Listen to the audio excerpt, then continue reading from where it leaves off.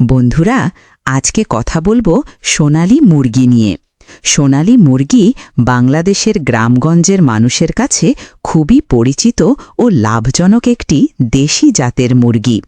এটি দেখতে দেশি মুরগির মতো হলেও ডিম ও মাংস উভয় দিক দিয়েই বেশি উৎপাদনশীল। অল্প পুঁজিতে বেশি লাভের জন্য খামারিরা আজকাল সোনালী মুরগি পালনে খুব আগ্রহী। সোনালী মুরগির বৈশিষ্ট্য: ১.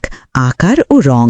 সোনালী মুরগির গায়ের রং সোনালী বাদামি, দেখতে অনেকটা দেশি মুরগির মতো। এরা ছোটখাটো ও চঞ্চল হয়। ২. রোগ প্রতিরোধ ক্ষমতা। দেশি মুরগির মতোই এদের রোগ প্রতিরোধ ক্ষমতা বেশি, সহজে অসুখ হয় না। ৩. খাবার। এরা সব ধরনের খাবার খায়। ভাতের মাড়, কুঁড়া, ঘাস, পোকামাকড় খেয়ে বাঁচতে পারে, তাই খরচ কম। ৪. ডিম ও মাংস। একটি সোনালী মুরগি বছরে প্রায় ১৪০-১৬০টি ডিম দেয়। ২ থেকে আড়াই মাসে এরা ৮০ গ্রাম থেকে ১ কেজি ওজনের হয়। মাংসের স্বাদও দেশি মুরগির মতো।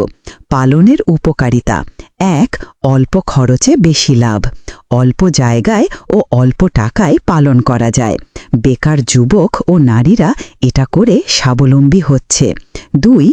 পুষ্টির চাহিদা পূরণ। সোনালী মুরগির ডিম ও মাংসে প্রচুর প্রোটিন থাকে, এটা আমাদের পুষ্টির চাহিদা মেটায়। ৩. বাজার চাহিদা। শহর গ্রাম সব জায়গায় সোনালী মুরগির মাংসের চাহিদা অনেক বেশি, দামও ভালো পাওয়া যায়। পালনের নিয়ম: সোনালী মুরগি পালনের জন্য পরিষ্কার পরিচ্ছন্ন ঘর লাগে।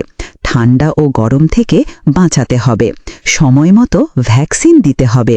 সুষম খাবার ও বিশুদ্ধ পানি দিতে হবে। পরিশেষে বলা যায়, সোনালী মুরগি পালন আমাদের দেশের অর্থনীতিতে বড় ভূমিকা রাখছে। এটি একদিকে যেমন বেকারত্ব দূর করছে, অন্যদিকে দেশের আমিষের চাহিদাও পূরণ করছে। তাই সরকারি ও বেসরকারি সহযোগিতায় সোনালী মুরগি পালন আরও বৃদ্ধি করা উচিত।